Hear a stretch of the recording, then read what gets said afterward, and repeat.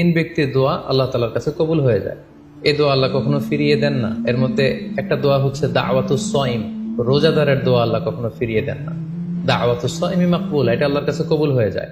ঠিক ওই মুহূর্তটাতে আল্লাহ তাআলার সফট কর্নার খুব বেশি গ্রো করে, আল্লাহর রহমতের দরিয়ার মধ্যে একটা অভাবনীয় জোশ পড়ে যায়।